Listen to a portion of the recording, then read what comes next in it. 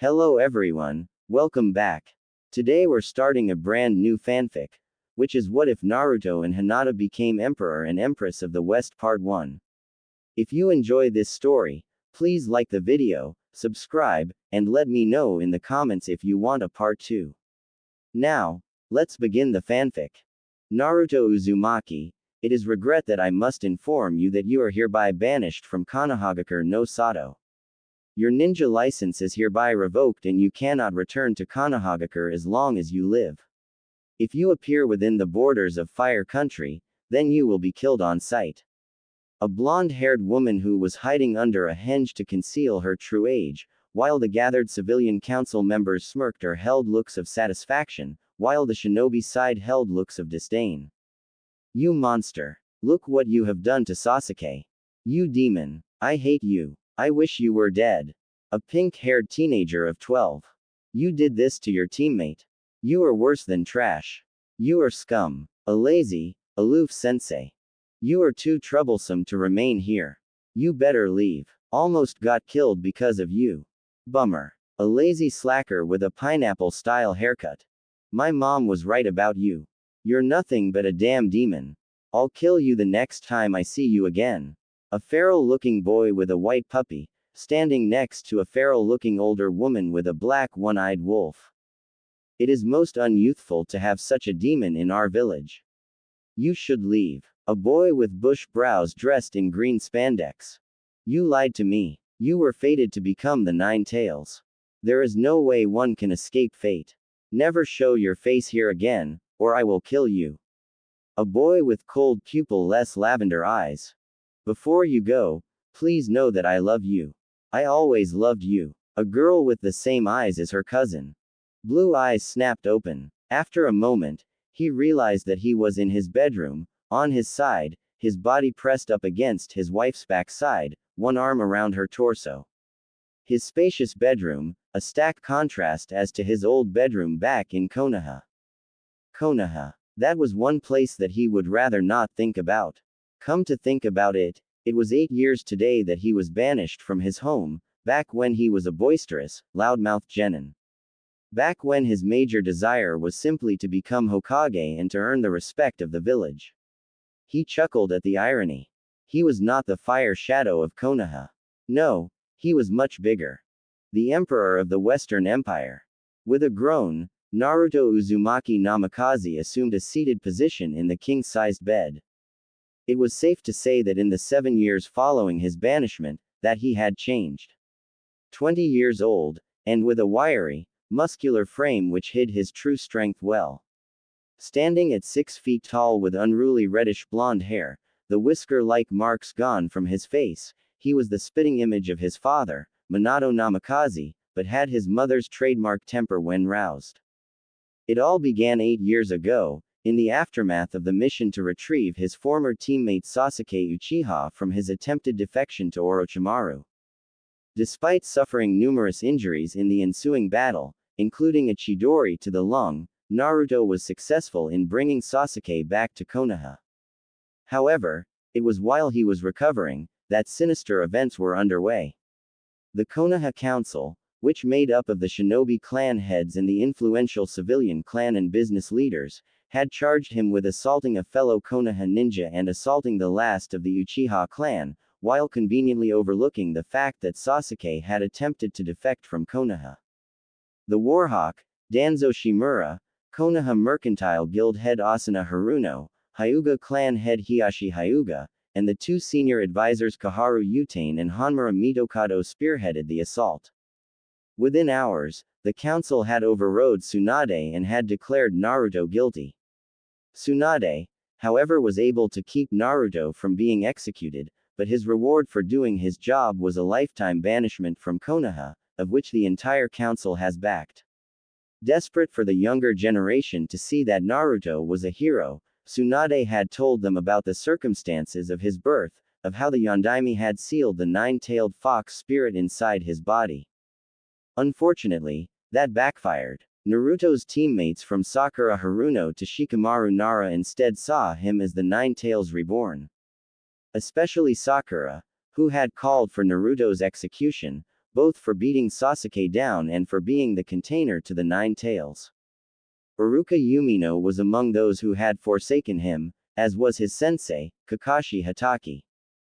Kiba Inuzuka and his mother, Sum, both threatened to kill him should they ever see him again, as did Neji Hyuga.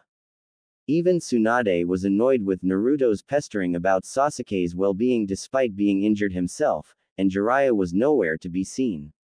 The only people who supported him were the Konohamaru Corps, Konohamaru Sarutobi, grandson to the late Hiruzen Sarutobi, Moegi and Udon, the ramen shop owner Tsuki and his daughter Ayane, and Hinata Hyuga, who finally mustered the courage to tell him her feelings before being escorted by Metagai and Asuma Sarutobi to the city gates. Banishment would have destroyed anyone weaker. But Naruto Uzumaki proved to be strong. While staying overnight inside a temple as a guest of the warrior monk Chiraku, it had taken his banishment to see that Konoha would never accept him, not matter what he had done. He had helped in defending Konoha from the joint Sand Sound invasion, which was spearheaded by Orochimaru, and even brought back the slug sage so she could take over the post of Hokage. In the end, the dream of being Hokage was just as that, a dream. In an ironic twist, Naruto realized that Konoha was holding him back from reaching his true potential, as what Sasuke had said to him before their battle at the Valley of the End. Everyone saw Naruto as a dead last with no clan. But that was merely a mask. Naruto simply hid under the guise of a knuckle-headed ninja in order to keep the villagers at bay, and for good reason. Had he dropped his mask and showed that he could outdo even Sasuke Uchiha, the villagers would scream that it was the fox instead of accepting the fact that it was just hard work, and out comes the torches and pitchforks. Suspecting that the Warhawk would send his root forces after him, Naruto decided to head east towards Lightning Country while sending a clone towards Wind Country after leaving Chiraku. Add the fact that the Akatsuki had caught wind of his banishment, Itachi Uchiha and his partner Kisame Hoshigaki were hot on his tail. Thankfully, the root Anbu proved to be excellent fodder as Naruto gave both parties the slip as they fought each other. It was while trying to catch his breath in Kumo that he ran into his first ally. Yugito ni Jinchuriki of the Nibi, the two-tailed monster cat. Pursued by Akatsuki members Hidan and Kazuku in Kumo's sewers, Yugito would have surely lost had it not been for Naruto and several shadow clones littered with exploding tags which had separated both her and the Akatsuki pursuing her. As it turned out, Yugito had been sold out by the Kumogakure Council without knowledge by either the Raikage and his brother in an attempt to keep the self-proclaimed zombie brothers from destroying Kumo. Disillusioned and betrayed, Yugito decided to join up with Naruto. Several days later, after arriving in Wave Country, Naruto received another surprise while staying overnight with Tazuma and his family. The Forbidden Scroll of Sealing, as well as his heritage. To say that Naruto was shocked was an understatement. It also reinforced his hatred towards Konoha, since they had banished the only son of Minato Namikaze, the village hero and former Whirlpool ruler and seal master Kushina Uzumaki Namikaze, nicknamed the Crimson Fury, and the hot-blooded habanero, for both her red hair and her trademark temper. His family was also loaded, as the accounts in Tea Country had proven. The Uzumaki clan was also related to the famed Senju clan, of which Tsunade was a part of. It was shortly thereafter that Naruto had adopted the family name of his father, thus becoming Naruto Uzumaki Namikaze. Since things were a bit hot for both Jinchuriki, Naruto and Yugito both boarded a boat from Tea Country and headed for the west. As long as anyone could remember, the northern and southern halves of the west, from the imposing Laja Mountains to the north to Tears Point to the south, were locked in a constant state of war. Power-hungry warlords and daimyos sought to control the lands by any means. Whenever two sides clashed, the fields ran red with blood.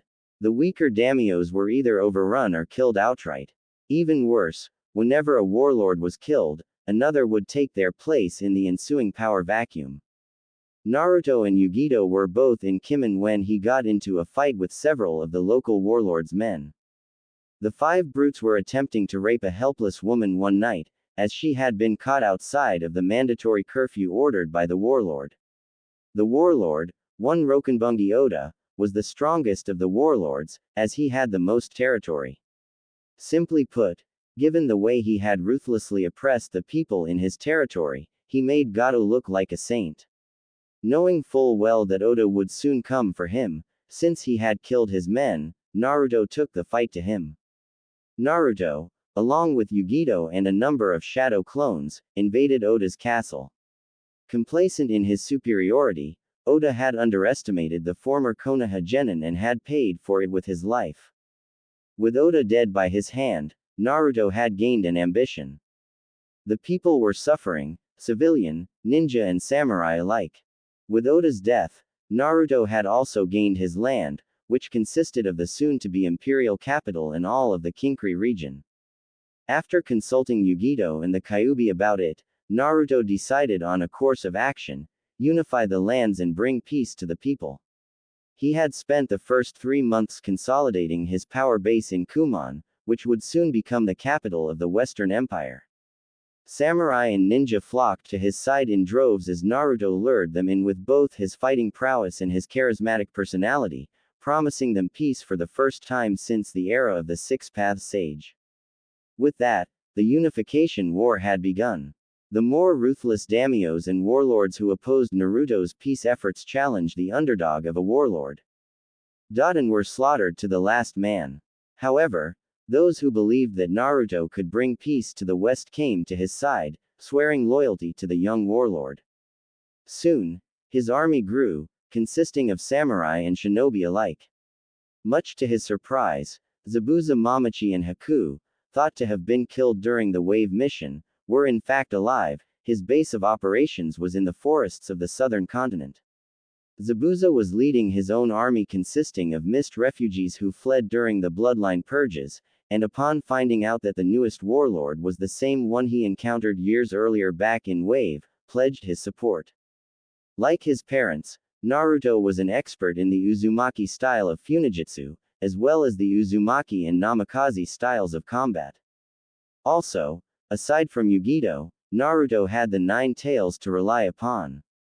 Originally, the Kyuubi no Yuko looked down on the son of Minato Namikaze with contempt, but after seeing how hard he worked and his devotion to his friends, the fox grew to respect him, which was ironic since aside from Yugito, the 9 tails was the one he could trust with his life. Proving to be a prodigy in the sealing arts, Naruto researched the seal which kept the 9 tails imprisoned in his gut. It was shortly after his 14th birthday that he freed her from its prison, complete with all 9 tails of power. That's right. The most powerful of the tailed beasts was a vixen. The 9 tails, whose name was Katami, could have left Naruto and gone after Madara Uchiha, the one person who was directly responsible for the deaths of Naruto's parents, as well as sending her into a rage and attacking Konoha, but she was quite fond of the boy, and remained at his side, teaching him anything and everything about advanced combat, jutsus and life in general, even long before Naruto had freed her from the seal, Naruto taking to her teachings like a sponge to water. Aside from being trained by the Kyuubi, Naruto also learned swordsmanship from Zabuza. He also became interested in samurai swordplay and soon learned from them as well from a master samurai by the name of Sanshi, training with him as well as learning all and everything political, while he wasn't out on campaign. Naruto's major support base, however, would come from the people themselves. Naruto was finally seen for something other than being a Jinchuriki, and that was a hero. It took him 1 year to unify the northern continent, and another year to unify the southern continent under his banner. The final battle took place on the southern continent, if one would call it that. The opposing daimyos had surrendered once their armies had deserted in the face of the young warlord. With the Treaty of Ichiyama, the unification war was officially over. Peace had finally been brought to the lands at last. It was 3 days after the war was over that Naruto was resting inside his home, formerly that of Rokenbungi Oda, when he was approached by the leading civilians, nobility and clans from both shinobi and samurai. He had brought peace to the West, and now the people looked to him for further leadership. Naruto offered token resistance to the idea, but it was Katami who had talked him into it. You may not be Hokage, but the people look to you. Besides, you are even more powerful than your father and the last 3 Hokages combined. Why be a cage when you can become an emperor? With that, Naruto had ascended from being a warlord to the emperor.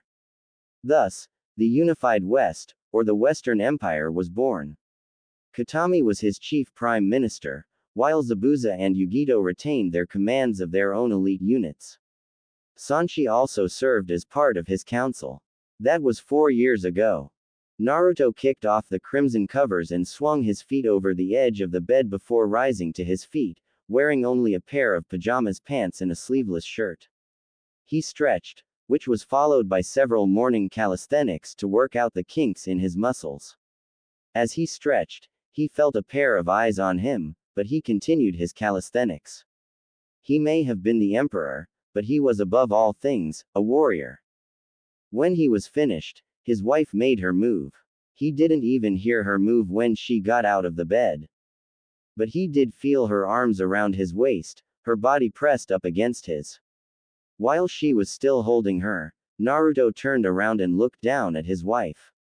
She was taller than she was back when they were both Konoha genin, standing at 5 feet 7, several months younger than he was. Long indigo-colored hair reached down her back, her pupil-less lavender eyes looking up at her husband with love and tenderness. Her night clothes consisted of a tank top and a pair of cotton shorts. She was his confidant, his biggest supporter. She was also the Empress consort, faithful wife to the emperor. Good morning, Haim, Naruto greeted his wife, using his nickname for her as he kissed her on the forehead. Good morning, love, Hinata Namikaze greeted back. It would be 6 years following his banishment from Konoha that they would meet up again, this time in Suna, where the Chunin exams were taking place. Naruto was present as the personal guest to the Kazekage, Gaara of the Sand, given as how Gaara had requested that he train the 3 Suna genin Maru Sarutobi, formerly Konohamaru, Moegi and Udon for the upcoming trials. Dressed incognito, which earned him the nickname, the Man in Black, he saw Hinata having a falling out with her former teammate Kiba Inuzuka and Naruto's former teammate Sakura Haruno, because of Hinata's support towards Naruto. Using one of the courier ninjas assigned to the Imperial Consulate, he summoned Hinata. There, Naruto found out that not only Hinata was shunned by nearly everyone in Konoha because of her support for Naruto, save for Kurenai and Tsunade, but was also placed into the Hyuga branch clan after her father branded her with the caged bird seal. The caged bird seal, thought to be permanent, was easily removed by Naruto. Then Hinata received another shock. The man she loved was the one who had unified the West. He was the emperor. Free from both the seal and from her father's browbeating, Naruto allowed Hinata to remain at the Imperial Consulate until the conclusion of the Chunin course. When Hiashi received Hinata's Hittite following the exams, he was livid. Hanabi, being the perfect little heiress, authorized a bounty on Hinata's head. Much Tsunade's dismay, Hinata was placed inside the bingo book as a ranked criminal with the order to retrieve on sight. Hiashi was not going to let anyone kill Hinata, for he would do that himself. Unknown to Hiashi, Hinata had left with Naruto and his entourage following the conclusion of the Chunin exams. The next time he would see her, the result of that meeting would not be pretty. As Hinata and Naruto had grown closer, Hinata was chosen by Katami to become the 3rd Fox Sage. Technically, only those in the Uzumaki clan were chosen, but since Naruto himself was an Uzumaki on his mother's side and his marriage to Hinata was a foregone conclusion, Katami chose Hinata. It would prove to be a wise decision. Katami saw that Hinata had potential and the drive to surpass even the first 2 sages. Even more surprising was the fact that her self-confidence and self-worth had increased. Even though she was not a seal master like her husband, Hinata made up for it by being an expert healer and fighter, her tactical prowess second only to her husband's. Following the completion of her 6-month training, Hinata was officially declared the 3rd Fox Sage. About a month later, she would marry Naruto in a private ceremony. There, She was given a new title, Empress Consort. Unlike most rulers, Hinata's authority was second to her husband's own. She was also quite popular with both the empire's nobility, its armed forces, and with the common people.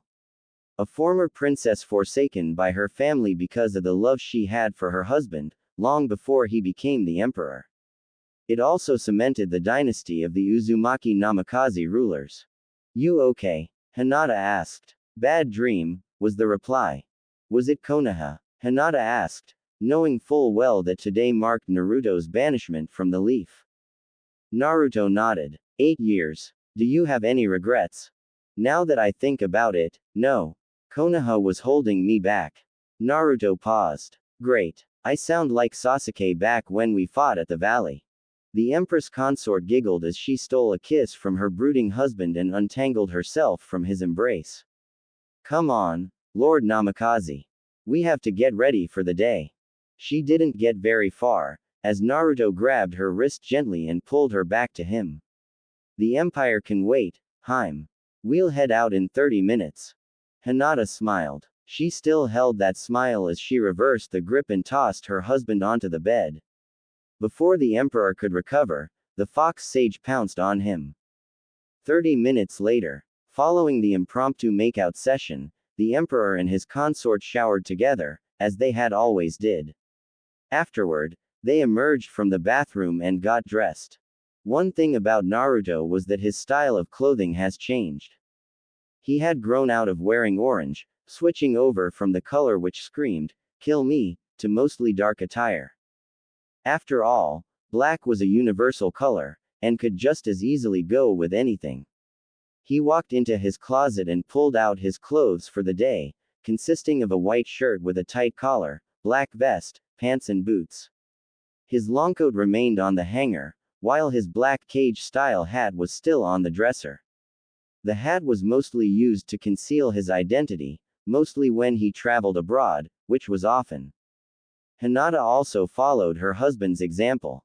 Despite having a passion for Chisogam dresses, she too dressed simply.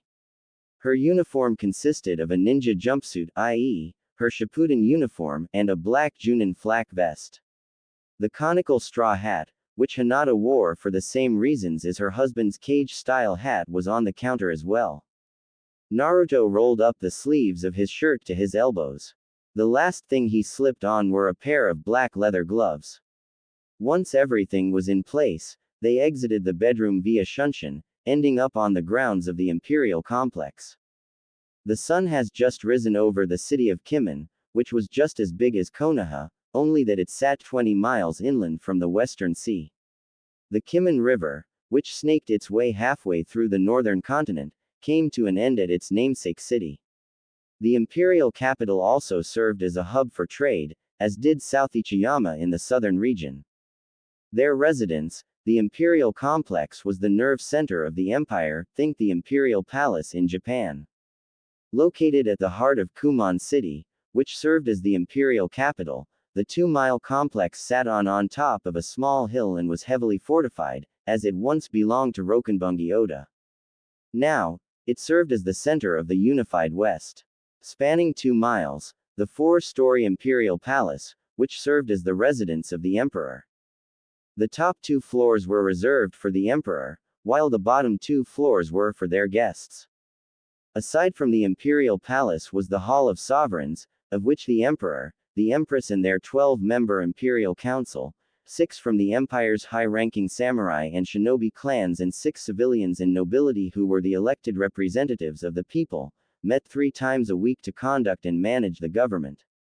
The House of Sovereigns also contained his throne room, where the royal couple would usually receive their guests, seated on their thrones, as well as their joint office.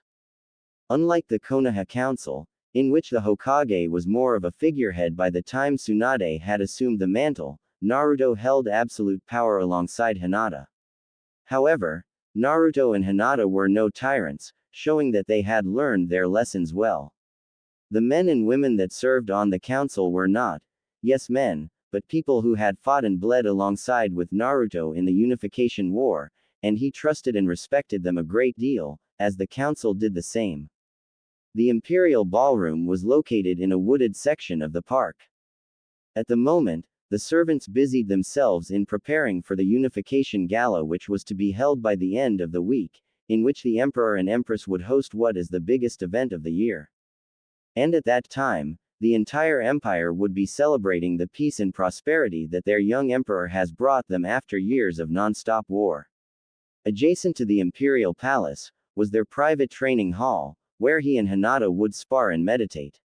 Last was the set of barracks used by a regiment of ninja and samurai, also hidden in the wooded area of the complex, the ninja and samurai assigned to watch over the grounds of the complex. Arms linked, the royal couple strolled into the House of Sovereigns to start their day.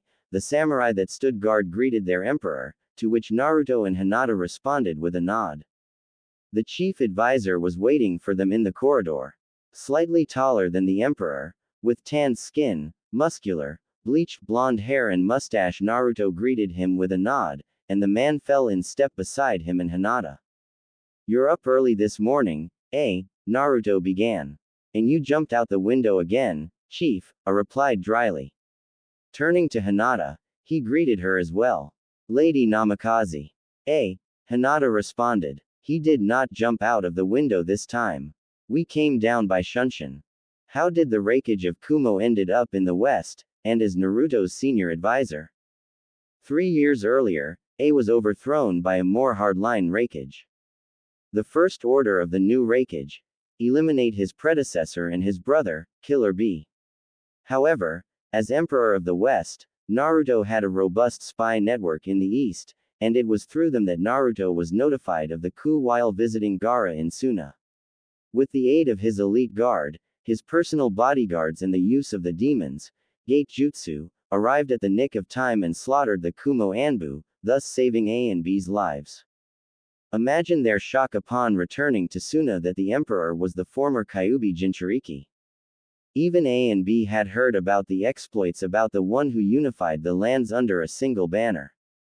It was then that Naruto offered A and B political asylum within the empire, along with the other 5 Jinchuriki that Naruto had rescued from the Akatsuki. A and B accepted Naruto's offer, with A serving as chief advisor to the young emperor, while B hung around the trading post of Rara, located 30 miles from Kumon. "Still a ninja, through and through," I remarked. "Haven't called myself that since I came here," Naruto replied. "Given the fact that I've also been trained by samurai, I'm more of a combination between the two." "So what's on the schedule for today?" "Not much, just a meeting with one of the daimyos from the southern region. Mukata, I think. Everyone is preparing for the festival at the end of the week." "What is it about?" "The Southern Badlands. I thought we covered that in the last meeting of the council." "That we did, Chief," I replied, "and so far, your financial aid has proven to be effective. I think that Daimyo Mukata wishes to offer the hand of his eldest daughter to you." At that, Hinata's eye twitched. Naruto was loyal to her, and despite her gentle demeanor, the idea of having to compete with either a concubine or a mistress was to her insulting. She made that perfectly clear when she became Empress consort. Naruto was hers and hers alone. "In case you forgot, I'm married," Naruto said. "But in Mukata's case, he wants you to have a concubine. So in case his daughter's offspring could have a claim to the throne." Hinata cut in. "I think not." "Whoa. Scary. A thought. Glad I wasn't in charge when that mess with the Hyuga went down." Naruto groaned. At least Lady Ahara wasn't as persistent. She did back off when Hinata and I got married. I don't chase skirts or fangirls. I'm strictly a one-woman man." "How admirable of you," I said. In the 3 years that he has been here, his respect towards the boy has grown.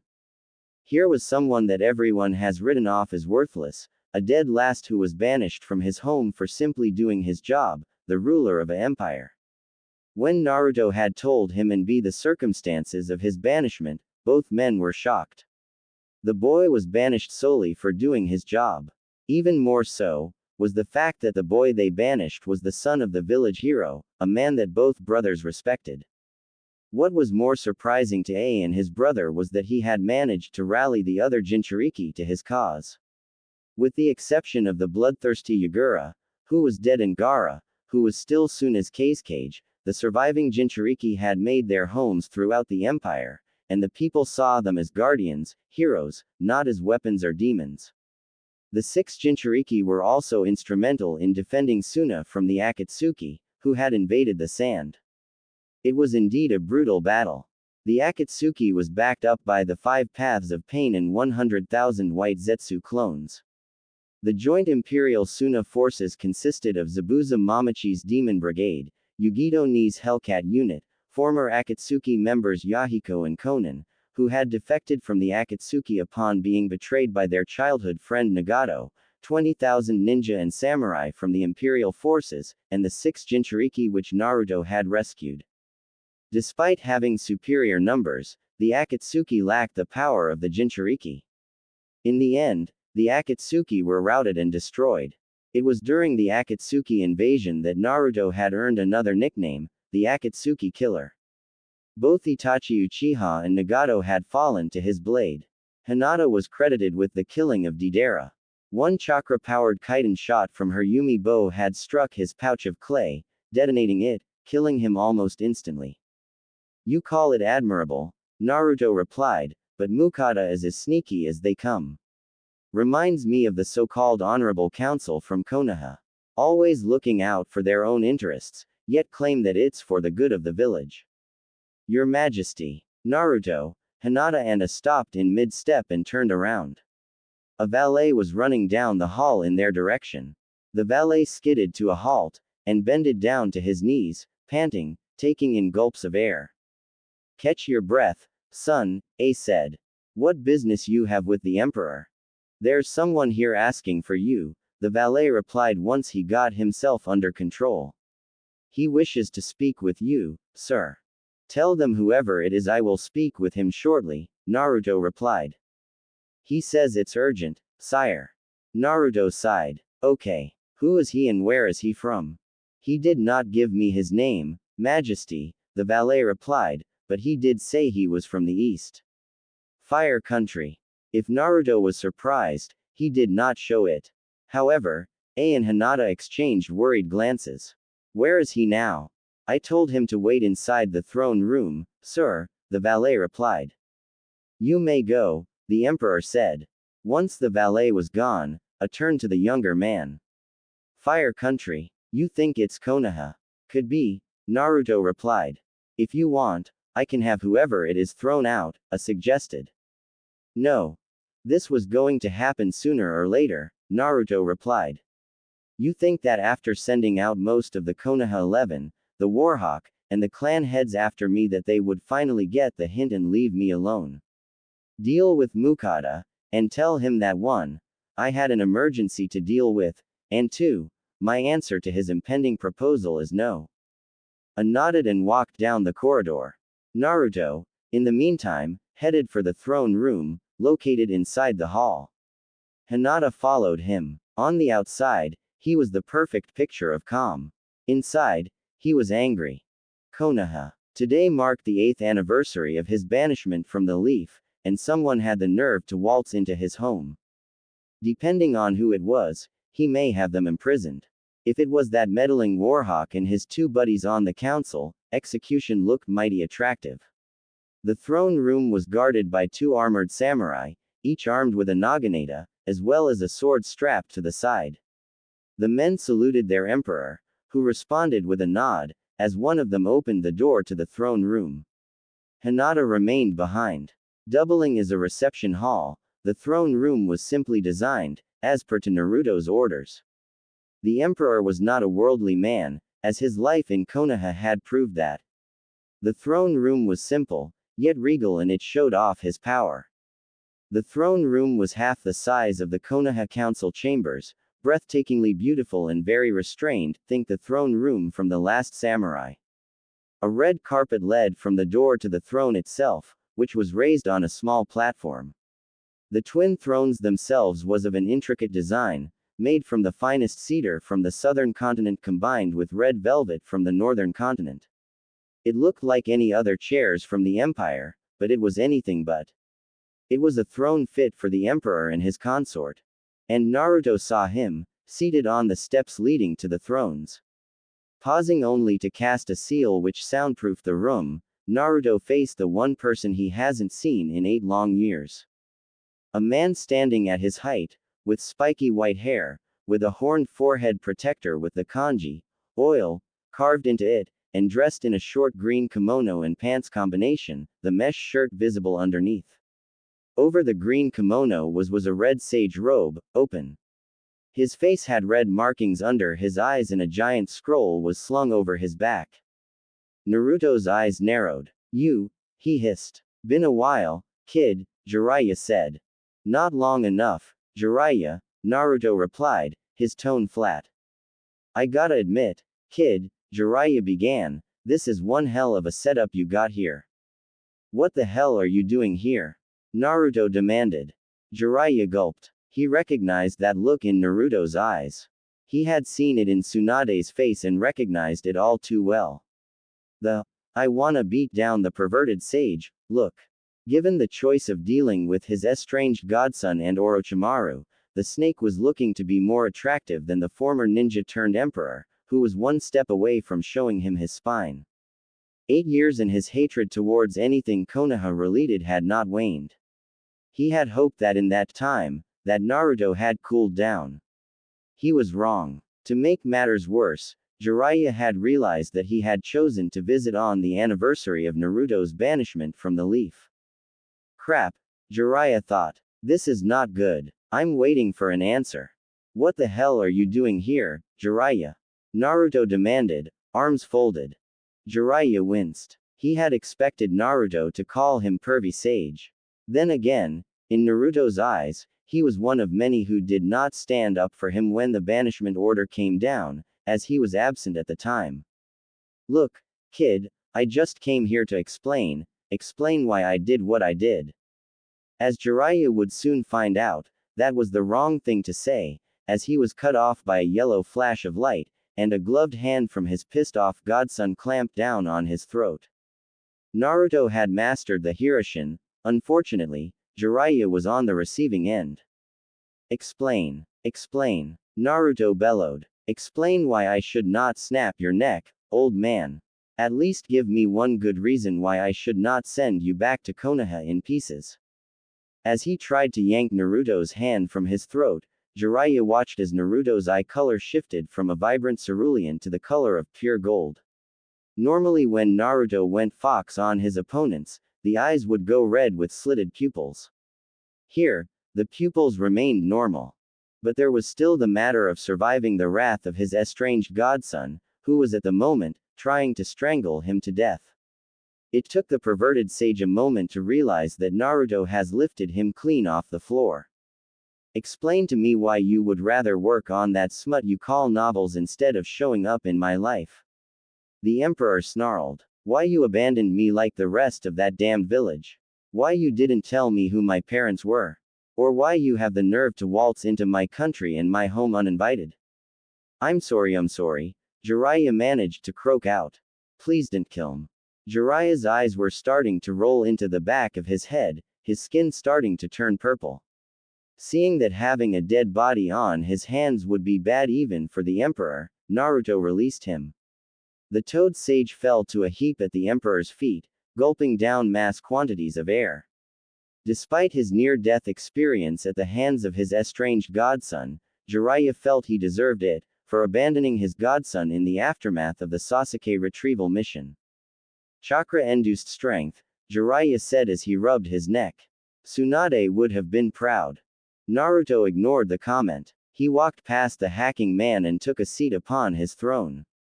How did you find me? He asked, still angry, but not angry enough to show the older man what his insides looked like, his eyes still golden. Jiraiya shakily rose to his feet. You were last seen heading towards Wave Country from Cloud, after being seen leaving with the two tails. Never thought that you would end up here. You're also well known back east as the one who unified the West since era of the Six Paths, he explained. Since everyone here knows who you are, it was pretty easy to track you down. You still haven't answered my first question. Without saying that you wanted to see how your godson is doing, What are you doing here? Jiraiya flinched when Naruto pronounced, Godson, with sarcasm. Minato and Kushina would skin him alive if they were still living if they had found out what their son had went through. Then again, open hostility from the former Konoha genin was something to be expected. I screwed up big time, Jiraiya began. I can honestly admit that now. For not being there for you when you were growing up and when you were banished, I am truly sorry. I see Minato in you, and because of that, part of me did blame you for his death. That was the main reason behind why I stood aside when the orders came down to retrieve the Uchiha. When I heard that you were banished, I decided to do the right thing for once. The Forbidden Scroll and your heritage, that was my doing. Ironically, the Forbidden Scroll once belonged to your father. Naruto's eyes widened in realization. It was Jiraiya who had tracked him down outside Wave while staying overnight with Tazuma and his family and had delivered both the scroll and his heritage. Flashback. Wave Country, 7 years earlier. Tracking down Naruto was easy enough. He was friends with the bridge builder, who was more than willing to offer the banished ninja a place to stay for the night, before leaving the following morning. Sneaking in was easy enough, an open window inside Inari's bedroom, where the bridge builder's grandson and his godson were both fast asleep. Jiraiya simply stood there, watching Naruto sleep. Ever since hearing about the banishment upon returning to Konoha to report on the Akatsuki, he was disgusted at not only Tsunade for not trying any harder to stop the council, but at the council, both shinobi and civilian, who had decided to kiss the Uchiha and banish him for being the Kyuubi Jinchuriki. He was even furious at the majority of his godson's former teammates, especially the pink-haired Banshee, who kept calling for his death, and that scarecrow of a sensei, who devoted more time in training Sasuke than the other two. More importantly, he was disgusted with himself for not being there when the order came down to retrieve Uchiha. He saw the looks of disgust on Naruto's teammates when Tsunade had told them about the burden he carried. It was after he had retrieved both Naruto's legacy and the Forbidden Scroll that he vowed that not only that as long as Naruto was banished, then he nor his spy network would not serve the Leaf. After coming into contact with the Princess of Spring, who was shooting a movie in the Fire Capital, she was more than willing to offer him and his network political asylum once she found out about Naruto's banishment. Since leaving Konoha, Naruto was dogged by a squad of Root Anbu, as well as Hunter Ninja. Even Itachi Uchiha and his partner Kisame Hoshigaki increased their efforts in trying to capture the Jinchuriki. But he was not known as the unpredictable knuckle-headed ninja for nothing, as he had used his shadow clones to keep his pursuers occupied. It was only through sheer dumb luck that Jiraiya had came across Naruto's location. For a moment, Jiraiya stood silent. Then he reached behind his back and retrieved the Forbidden Scroll of Sealing, as well as a smaller scroll, containing not only Naruto's birth certificate, but also the bank accounts of the Namikaze family fortune, located in T Country, and placed it at the foot of Naruto's bed. The blonde ninja remained sleeping. His task done, Jiraiya left the same way he came. You got a lot of nerve showing you face here, Toad Sage. Jiraiya stopped in mid-step and turned around, finding himself face to face with Yugito Ni. Kunais in her hands, the former Kumo Kunoichi, Ikibi Jinchuriki, was ready to attack. I'm not here to fight, Jiraiya said as Yugito advanced on him. The old hermit then recognized her. She was not dressed like a Kunoichi, but there was her chakra signature. You're Yugito Ni, of Kumo. Jinchuriki to the Nibi, the two-tailed monster cat. I'm no longer with the cloud, Yugito replied, stopping in mid-step. Without the knowledge of both A and Killer B, the council decided to sell me out to the Akatsuki. If it wasn't for the kid, I would have been captured, or worse. He told me everything. The Gaki and I are both Nukenin without a home. And because I owe him my life, I and the Two Tails will protect him from all threats. At least I know that he's safe, Jiraiya said. I just dropped by to deliver his legacy and inheritance. You mean he doesn't know that he is the son of the Yellow Flash of Konoha? Off Jiraiya's surprised expression, Yugito continued. It's pretty damn obvious since he looks like his old man. Namikaze's a legend, given how he wiped out most of Iowa's ninja forces with the Hirshin. Don't worry. I'll let him find out on his own. In the morning, we'll be gone. Probably for the best, Jiraiya said. The kid probably hates me for not backing him up. For his sake, tell him that you didn't see me. End flashback. Seeing as how he held the young emperor's attention, Jiraiya continued with his explanation. I knew you would hate me, so I did not come and see you when you were banished. That and Minato and Kushina would kill me for not being there for you, so I did the next best thing. Following your banishment, Konoha tried to send Hunter Ninja and Anbu after you, as well as placing you in the bingo book as AS class missing nin, but fortunately, your old man had friends in high places. Naruto could only guess. My father knew the fire daimyo. Jiraiya nodded. Your father rescued the daimyo's daughters during the last shinobi war when they were kidnapped by Iowa ninja. When I told him everything that has happened to you, the fire daimyo decided to intervene on your behalf. I was there in disguise as one of the daimyo's guards when he went to Konoha to personally end the attempts on your life. Believe me when I say that the council was pissed. Flashback. Konohagakure no Sato, 7 years earlier. The Uchiha will not face criminal charges, as he was under the influence of the cursed seal, Koharu Udatane was saying to the council. Tsunade Senju was not pleased. That does not mean that he will be punished for his attempted defection, the Godime intoned. He will be placed under house arrest until I see fit that he will return to active duty, and will remain a genin for the next 3 years. Furthermore, Cell 7 is immediately dissolved. Captain Hatake has shown that he is not capable of leading a team of genin due to his blatant favoritism and will be placed back inside the Anbu. Haruno will be reassigned to another cell. The civilian side of the council had no problem in agreeing with Tsunade's request.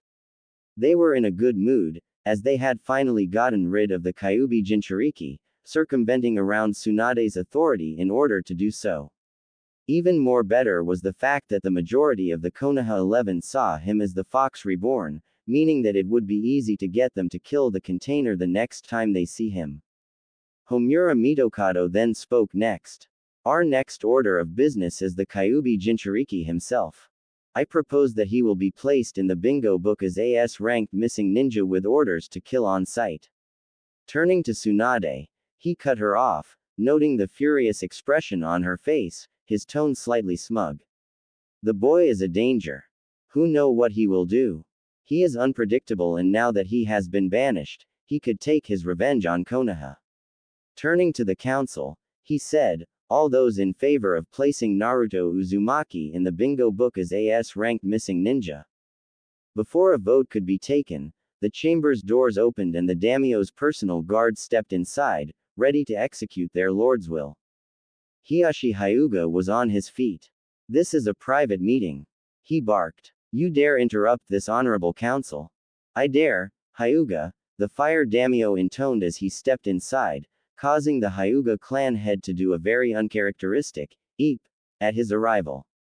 The old man's face showed genuine discontent of the council who had orchestrated the banishment of Minato's son, and the Hokage, who was helpless to stop them. The council and Tsunade bowed in respect of the ruler of Fire Country. Lord Daimyo, to what we owe the honor of your visit today? Homura asked. The daimyo looked around before he began to speak. I have received word from a very creditable source that this so-called honorable council are attempting to place a boy in the bingo book for the sole reason of being the Jinchuriki to the 9 tails, he deadpanned. At that sentence, the council chamber went silent. Their scheme was finally exposed. The daimyo caught the looks on the council's faces. So, it is true. Hiashi was the first to quickly reply to the daimyo's accusation. My lord, while that alone is a valid reason, it is not the main reason, he stated. The daimyo turned to Hiashi. Do you think I am stupid, Hyuga? He asked in a ice-cold tone. Please, tell me. Wisely, Hiashi kept his mouth shut, since he wanted to keep his head. Coming from you, Hyuga, I am most surprised to see that you of all people defending the Uchiha, given the bad blood between your clan and the Uchiha. I'm willing to bet you were very happy when most of them were slaughtered. I have seen the mission parameters for the Uchiha retrieval mission, and you banished the boy solely for doing his job. If anything, the Uchiha should be banished, if not executed outright, for his attempted defection from the Leaf, as well as nearly causing the deaths of his teammates, as well as the visiting envoy from Suna who was also sent along for the mission. One of the civilians rose up in protest. Tsunade recognized her as Asuna Haruno, Sakura's mother and the leader of the Konoha Mercantile Guild. My lord, he is the last of the Uchiha clan. He is needed here. Advisor Udatane verified it herself. The Uchiha was under the influence of the cursed seal. No. You value only the Uchiha's Sharingan to the point that this pathetic council will banish an innocent boy for something that was not in his control, the daimyo shot back, causing the council member to sit back down in fright.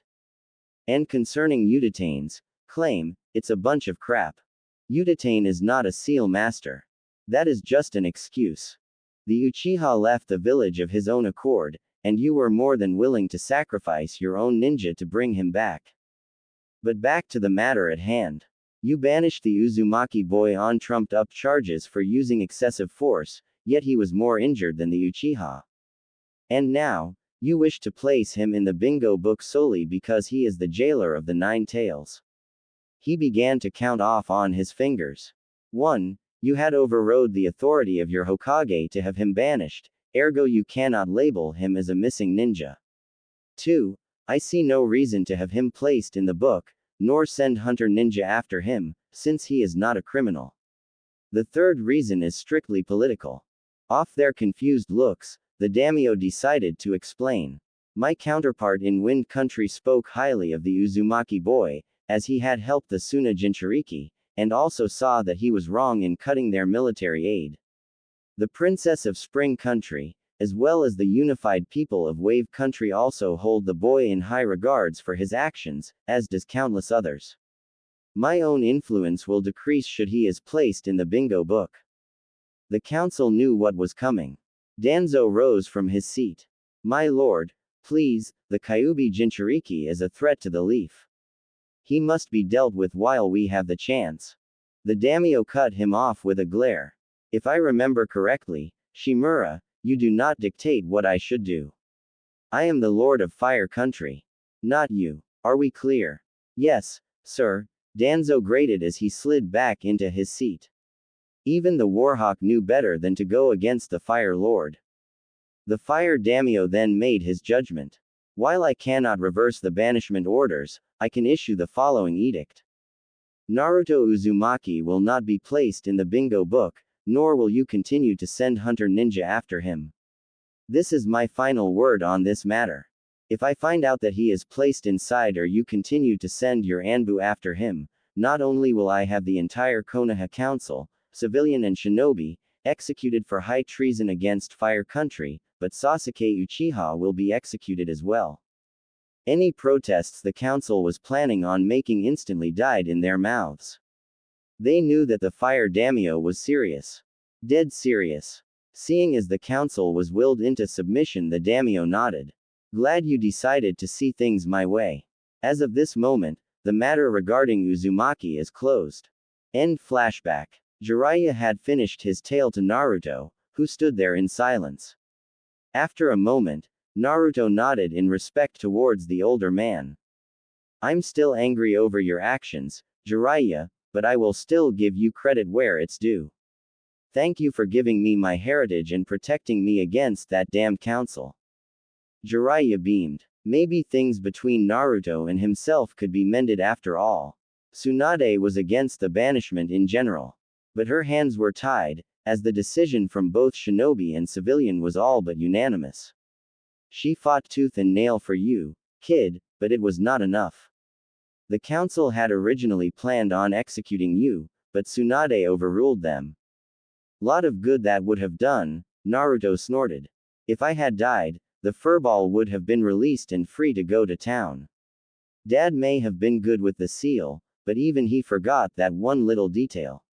She should have done more, instead of caving into the council's demands of banishing me and kissing Uchihas. Jiraiya saw that Naruto's eyes had turned back to normal. What's with your eyes? It's my bloodline, Naruto explained. A gift from you-know-who. The fox gave that to you. The emperor nodded. I call it fox eye. Raising one hand, Naruto produced a Rasengan, while at the same time, activating his bloodline. Then he pumped his wind-based chakra into the technique, causing the ball of chakra to shift into the shape of a Fuma Shuriken. The fox eye basically allows me to unleash senjutsu-level attacks. Given my enormous chakra reserves, it is indeed a formidable bloodline. Its power could rival even the Rinnegan and the Eternal Magankyu Sharingan. Before I got the fox eye, it would normally take 2 clones to help me with the Rasenshuriken. Now, I can do this with no problem. The former Konoha ninja banished the jutsu and returned his eyes to normal. Of course, the fox eye also has several benefits as well. Seeing as how I am a seal master like Dad, it increases the effectiveness of my seals 100-fold. Came in pretty handy when I dealt with Hidan and Kazuku. Plus, it also makes me immune from genjutsu, including the Magankyu's Tsukiyomi, and it nullifies the Sharingan's ability to copy any jutsu. Impressive, Jiraiya said. Naruto leaned back in his throne. Does Konoha know about me? He asked. Yes, and no. Yes, they know about your exploits and deeds, as the one who united the West. Fortunately, with the exception of Suna and Mist, your identity is unknown. I haven't been back in Konoha following your banishment. Daimyo Fujika's was nice enough to offer me asylum in spring after I explained everything to her. Yukie does have a kind heart. I can only imagine Konoha's reaction if they found out I was the emperor of the Western Empire, Naruto muttered. Especially Danzo. He's a sneaky little shit that has dug himself deep within the leaf. Then there's Iwa and Orochimaru. Actually, speaking of the snake, there is another reason why I decided to come here to speak with you, Jiraiya said. At the same time, in Konoha, the reports from the border patrols looked grim. Lightning and Earth had closed off its borders. Even worse, rumors were coming in that the Raikage had been overthrown and replaced with a more hardline Kage. And his brother, Killer B, were missing. Even more worse, said Kage had slaughtered most of the Lightning Daimyo's family, with the exception of a select few, who managed to escape. And to top it off, Iwa has a brand new Tsuchikage, following the suspicious death of Oniki. But that was not the worst of the news that had dampened Tsunade Senju's day. The worst news was that Kumo and Iwa had formed an alliance with Orochimaru and his Sound Ninja. That meant only one thing. War was inevitable. At the moment, the Godime was in a meeting with the Konoha Council. Ever since that day 7 years ago, Tsunade had come to despise the council for what they had done. No one, from the shinobi clans to the civilians, stood up for Naruto. Even worse, when she revealed Naruto's burden as the Kyuubi Jinchuriki in an attempt to see the kind of hero he was, the Konoha 11, with the exception of Hinata, had turned their backs on him. She had notified the council of the recent events, and suffice to say, things looked grim for the Leaf. Against one of the major shinobi powers, they stood a chance of survival. But against 2 major shinobi powers who both have a grudge against Konoha and a rogue sage hell-bent on destroying the Leaf, the situation looked grim. Tsunade called for silence. It's apparent that this is going to be a 3-on-1 battle. If by some miracle we manage to survive, then it will take years for Konoha to rebuild its forces. What we need is another force involved. To everyone's surprise, Danzo Shimura nodded in agreement. Although I hate to admit it, Lady Hokage is right, the Warhawk Root Commander seconded. The Leaf needs another ally if we plan on surviving this war. I, for one, do not wish to see Konoha lost to the ages. Inoichi Yamanaka spoke next. The idea of an alliance sounds feasible, but who in the elemental nations would join us? Suna would be our number 1 choice, but they revoked the alliance when we banished the Uzumaki boy, and refused to have nothing to do with us. Following that, spring, snow, Iron, Tea, and Wave revoked their alliance and trade agreements with the Leaf, as well as with Fire Country. It is true that we no longer have to worry about the Nine Tails, but it is apparent that by banishing the boy, it did more harm to the Leaf than good. The council members begrudgingly had to agree. Following Naruto's banishment, Suna had sent an envoy demanding an explanation as to why Naruto was banished.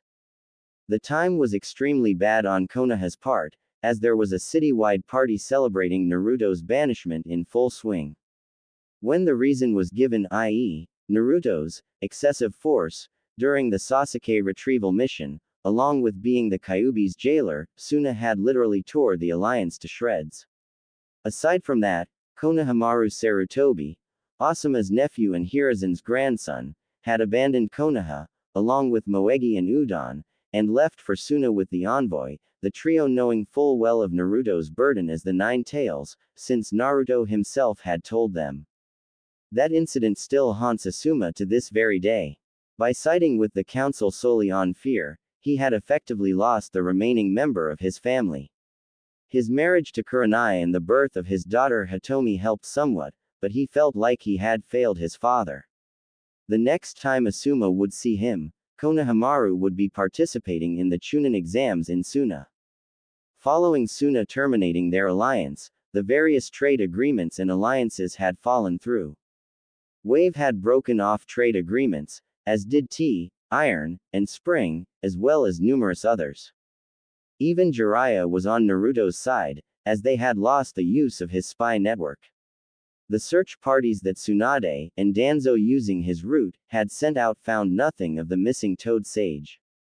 Not to mention the Fire Daimyo, who had forbidden the council to place the former Jinchuriki into the bingo book, on threat of execution of both the entire council and that of Sasuke Uchiha. All attempts to rebuild Konoha's reputation had all been futile. When asked why the neighboring villages and countries had terminated their alliances and agreements, everyone's response was the same. They favored a ninja who was more than willing to betray his village for power and banished a ninja who was a hero. In layman's terms, Naruto wasn't to blame, but Sasuke Uchiha for his attempted defection from the Leaf. And having a village known for its chronic backstabbing part of any kind of alliance or agreement would be bad for business. In those 8 years, it was clear that the Leaf was now a mere shadow of its former glory. Wherever the Leaf went, they would receive a rather cold reception. In some cases, they were not welcome into some of the villages, as it had been evident when Suna hosted the Chunin exams. Inoichi is correct, Sum Inuzuka concurred. But the main problem is how can we forge an alliance when most of the villages despise us? That damned Kyuubi brat cost us every single alliance we had when we threw him out. Lucky for her, she didn't notice Tsunade's hand ball up into a fist. However, the Inuzuka matriarch felt a cold chill run down her spine as she felt murderous intent being directed at her. The feral clan head decided that it was best for her to shut up. What about the unified West? Everyone turned to the source of the voice. Seated on the shinobi side of the council, was the last active member of the now defunct Cell 7, Sasuke Uchiha. Following Naruto's banishment and Tsunade's revealing Naruto's secret, Sasuke was the diametric opposite of the rest of the ninja. Unlike his own childhood, Sasuke had grown to respect, albeit a bit grudgingly, the burden that Naruto had carried, not to mention the level of restraint that Naruto had. Even he saw that he was not the Nine Tails reborn, and with that kind of power, he could easily destroy Konoha should he wish. He also blamed himself for being duped by the promise of power from Orochimaru, which led to the events that ended with Naruto's banishment. Despite not being trusted for his attempted defection to Orochimaru, Sasuke had worked hard for his rank of Chunin, and later, Junin, and had gained a seat on the council, and as one of the chief advisors to Tsunade. To the shinobi side of the council, despite their obvious mistrust of the last Uchiha, the idea did show merit. They had heard about a young boy who had emerged in the West and had launched a war of unification, uniting the lands in less than 2 years and having been proclaimed the Emperor of the West. Suna is pretty friendly with the Empire, Sasuke continued. Aside from that, it's apparent that Suna has a military alliance with the Western Empire. Given that it had came to the Sans aid during the Akatsuki invasion, it is clear that the Empire has some pretty powerful warriors within their ranks, both shinobi and samurai. The Emperor himself is said to be a powerful warrior, trained in both the shinobi arts and the way of the samurai. From our past encounters with him, it's safe to say that he is highly skilled and incredibly strong, stronger than even the legendary sages themselves. Indeed, Danzo thought, that boy has proven to be stronger than my elite root. Were he a Konoha ninja, I would have made him into my right-hand man. He shows even more promise than the Uchiha. And his elite guard, if they are strong enough to decimate my root, then such a power could be extremely useful for Konoha. As to the rumors of the Emperor himself being a skilled and powerful warrior, several of the shinobi clan heads, higher-ranking Junin and special Junin can attest to that fact, albeit painfully. It had all started 2 years ago when Akatsuki members Hidan and Kazuku slaughtered the warrior monk Chiraku and his fellow monks inside their temple. The Emperor himself, who was on an inspection tour of the Pakara merchant houses with the Shinzens and traveling incognito, personally intervened. Tracking down Hidan and Kazuku near an underground bounty station, the Emperor brought Hidan's Jashin ritual and curse jutsu to a halt, thus saving Asuma's life. As Kazuku and Asuma watched in complete shock, the Emperor nullified Hidan's immortality with a special set of seals, right before severing his head from his body, killing the foul-mouthed priest ninja. Then he turned his attention to Kazuku, destroying each of his hearts before severing his own head as well. To add insult to injury, he collected the bounties on both men. Moments later, the Inoshika Cho trio arrived. Assuming the worst, they attacked the man in black. Only to be sledgehammered back. Their injuries were not fatal, but they would be out of action for a couple of days. Asuma, however, would be incapacitated for several months. But after Asuma had explained everything, it was clear that he owed the mystery man his life, and that he knew his old comrade in arms, which means that he was out simply to avenge Chiraku. Tsunade was not convinced, and with the council's backing, issued the following order: bring the man in black to Konoha for questioning. Following the Inoshika Cho's defeat, several more Konoha ninja would face the Emperor, and fail. Danzo was the first to jump on those orders. He dispatched 20 of his root Anbu led by Sai to the Fire Sound border, where the man in black had paid for the burial of Chiraku and his fellow monks. Danzo himself tagged along, hoping to see his root take down the mystery man, as he was complacent in their superiority. At the ruins of Fire Temple, Danzo confronted the man in black, who was flanked by the Shinzens and his 6-man elite guard. The Warhawk delivered the ultimatum: come quietly or there will be trouble. The man in black was not amused, and gave the order to attack. In the ensuing battle, his elite guard took down half of the root Anbu, while the man in black himself was credited with talking out the remaining half, Sai included, leaving nothing but broken bodies in his wake. Danzo was shocked. The 20 men that accompanied him were the pick of the litter, and the mystery man and his entourage had taken them down without breaking a sweat. In desperation, he removed his bandages that covered his implanted Sharingan, only to find that his trump card had no effect, forcing the Warhawk to fight the man in black in a sword duel. 5 minutes later, Danzo himself joined his root in unconsciousness. In Spring Country, the first-generation Inoshika Cho trio confronted the mystery man while he was visiting the Spring Daimyo, actress Yukie Fujika's, and were soundly defeated, if not just as fast as their offspring. In Tea Country, it was Rock Lee, Neji Hyuga and Tenten, who had seen the man while one of his elite guards was competing in a martial arts tournament. Out of Team Guy, Tenten got off pretty light with several angry welts from when she was smacked repeatedly with the flat side of the man's katana. Rock Lee and the man would later fight in a taijutsu match, and despite Lee's best efforts, was also defeated. Neji would go on to fight him, sprouting that fate has deemed him the winner. You deserve praise for making it this far, Neji had said before their fight. But your luck ends here. As it is fate for me to be a member of the branch family of the Hyuga, fate has deemed me as the winner. I will defeat you and bring you back to Konoha. I never got this far by living my life bound to fate, the man in black replied. Fate and honor are designed for one thing. They are designed by weak people to keep the strong in line. There is no such thing as fate. There is only choice. The choice to do what is right. The choice to make your own destiny. You lie. No one can change their fate.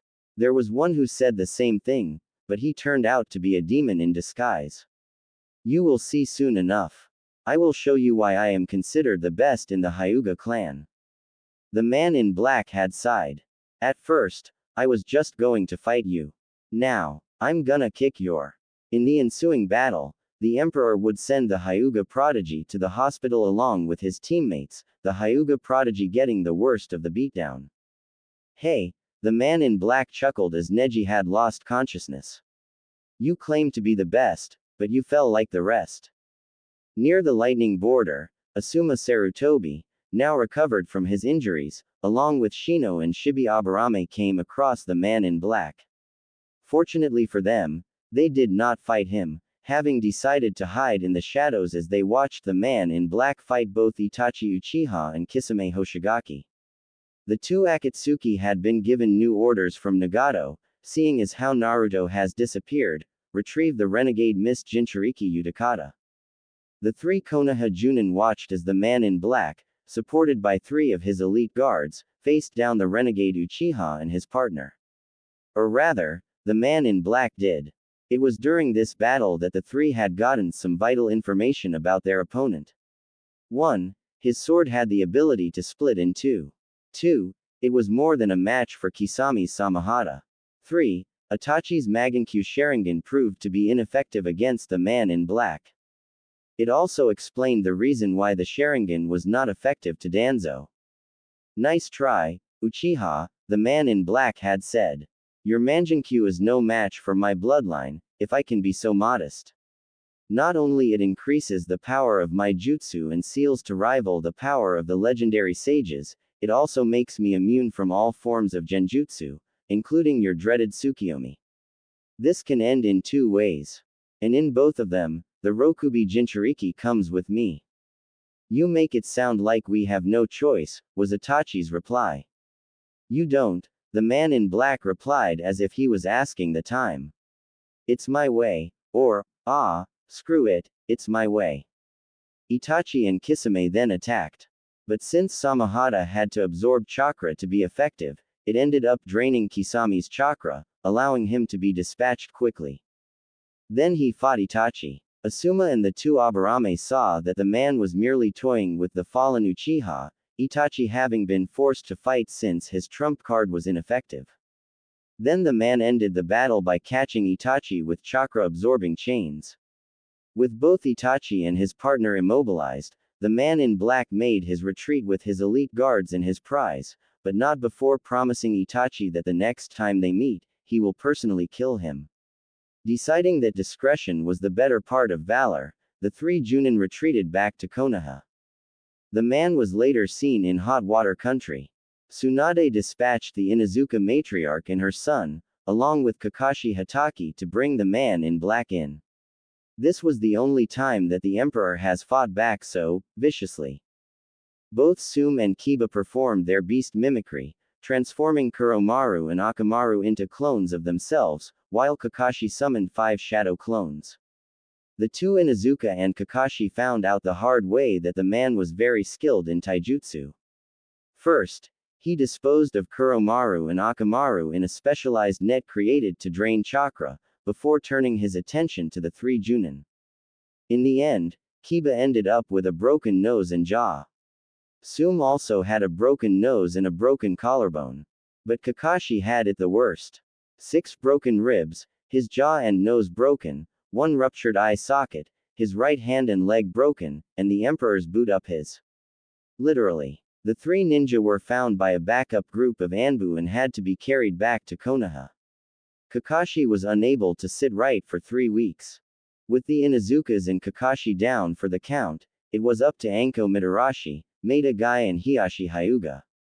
This time around, a 10-man squad of Anbu came along to assist, After the epic beatdown that the Inuzukas and Kakashi had endured, Tsunade wasn't leaving nothing to chance. The battle took place inside the ruins of the Whirlpool village in Wave Country. Only this time, the Emperor's elite guards were with him as the Emperor investigated the ruins. The first thing that the Snake Mistress, the Taijutsu Master and the Hyuga clan head found out was that the man was of noble blood, as his family was of the Whirlpool ruling family, something that Hiashi could respect. The second was that despite having superior numbers, his elite guards had literally dismantled the Anbu that were sent in. Anko, Hiashi and Guy would fall, thus adding to the mystery man's tally of defeated Konoha ninja. In desperation, the council had once again circumvented Tsunade's authority and reactivated Sasuke Uchiha to active duty. It was during the Chunin exams in Suna that Sasuke had faced off against the man in black, who was there as Gaara's guest. Despite being the Uchiha elite, Sasuke lost, but not before the man had revealed his identity to him. "I am the sovereign ruler of the unified West," he had whispered. The Maverick Emperor, the Crimson Fury of the Empire, the man had said right before knocking him out cold. Upon returning to Konoha, the battered Uchiha gave his report to the council. Naturally, the council did not believe him. Only when a visiting Pakara merchant had verified Sasuke's testimony, did Konoha backed off. The last thing they wanted was an irate emperor declaring war over a misunderstanding. A war which could easily lead to Konoha's destruction. The one thing Sasuke found strange about the emperor was the fact that he knew exactly how the Konoha ninja fought.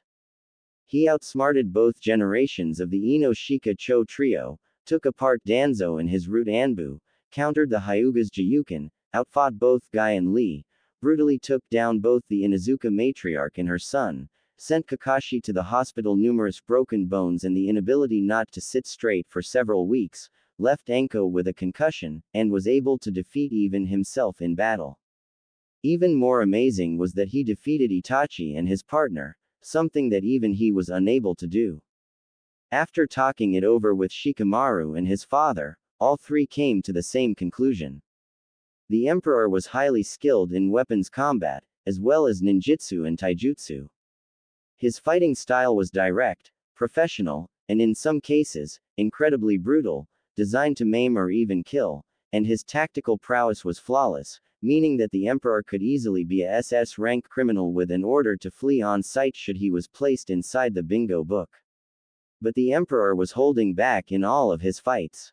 It showed that the emperor was courteous enough not to kill them, but showed that he was the wrong person to cross in a fight. Unknown to Sasuke, both Shikamaru and his father had suspected that the emperor could have spies in Fire Country, which explained how he was able to defeat them so easily. Or maybe the emperor himself was connected to Konoha in some way. Shikaku had ordered his son to keep silent on the matter, until they got some more proof concerning the man in black. Unfortunately, the Akatsuki did not get the memo.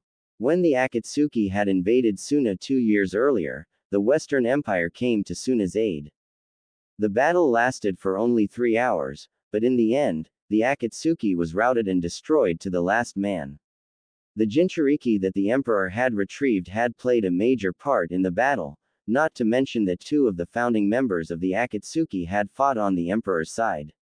Since the Akatsuki desired the power of the tailed beasts, the emperor simply gave it to them, in spades. Sasuke was among the 10 Konoha ninja along with Tsunade, Asuma, Kakashi and Ino that went to Suna to offer aid in an attempt to get back on their good side, only to find that the battle was over. Despite the fact that over half of Suna was left in ruins, all Akatsuki members, from Nagato, who had been corrupted, to Madara Uchiha himself, were killed. However, before throwing the Konoha ninja out, Sasuke was allowed to see the body of his brother, Itachi Uchiha. Sasuke was of mixed emotions when he saw the body of Itachi next to that of Madara. The murderer of the Uchiha clan was finally slain, but he was upset that he did not do the deed. Now, he truly was the last of the Uchiha. One memory stood out in particular. He saw the emperor, who was clad entirely in black, complete with a solid black cage's hat to conceal his face, walking alongside a shorter woman, her face concealed by a conical straw hat, and Gaara in his battle uniform. When Tsunade asked who the mystery man was, their escort, who just so happened to be a battered and bruised Konohamaru Sarutobi, now Maru Sarutobi and Asuna Chunin, simply said that he was the Western Emperor, the woman was his wife, and an ally to Suna. "I don't like it," Hiashi Hyuga said. "Why the Empire? We know close to nothing about their military, let alone their resources or economy. What if the Emperor refuses? Or forces Konoha to serve him?" Everyone inside the council chambers knew that Hiashi Hyuga was a proud man. Too proud. His distrust of the Emperor ran deep. The battle down at the Whirlpool ruins had all but knocked him off his glorified pedestal, leaving him even more colder and more bitter. He thought that just because he was the clan leader, that he could easily do what his nephew, a member of the branch family, couldn't. The flaw of your own power is arrogance, the Emperor had told him, right before punching the word jerk into his forehead. This was after when he explained to Anko the reason why Hinata was not out here was that she was still a weakling in his eyes. The only time Hiashi could leave the compound afterward was when he had his forehead covered. It took 3 weeks for the bruise to finally fade. Anko, despite her own injuries, always rubbed it in the face of the stoic Hyuga, that he was better off behind the desk instead of out in the field. But the biggest slap to the face up to date was during the Chunin exams in Suna. His daughter, Hanabi Hyuga, called the darling of the Hyuga clan, faced off against Maru Sarutobi. In a climatic battle not seen in many years, it was the Sandame's grandson who had defeated his daughter. It didn't help that Sarutobi had used her arrogance against her, or that he was able to steal his grandfather's summoning contract before he had left for Suna. It was later revealed that Sarutobi and his 2 friends were personally trained by the Emperor himself, at the Kazakuge's request. Hiashi was incensed at this loss of face. Second, was the fact that Hinata had defected from Konoha following the conclusion of the Chunin exams. Upon returning to Konoha, he had received Hinata's Hitai-8 and a message from the courier ninja. Hinata has defected from both Konoha and the Leaf. Hanabi capitalized on this by convincing the Hyuga elders to place a bounty on her head. Hinata was also placed inside the bingo book as AA-ranked missing ninja. It would be a year later before Hinata would resurface. When she did, she was with the Empire. In Hot Water Country, Neji and Hanabi Hyuga would encounter her after she had beaten 10 of the Hyuga main branch ninja. Hiashi remembered that incident all too well. Those 10 main branch members were the ones who had ridiculed Hinata and harassed Hinata when she was given the caged bird seal and shoved into the cadet branch. When Neji and Hanabi found them, not only did Hinata had beaten them, but she had also branded the most senior member with the caged bird seal in retaliation. Said Hyuga had chosen to commit suicide rather than to live with the disgrace. Hours later, Neji and Hanabi encountered the former heiress. Assuming that against Hinata, Neji and Hanabi had an easy win. But Hinata knew the Jiyukin style better than anyone.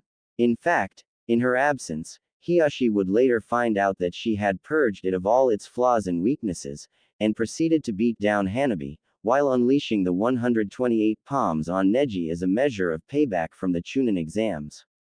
She then had Hanabi deliver a challenge to her ex-father. Hiashi accepted.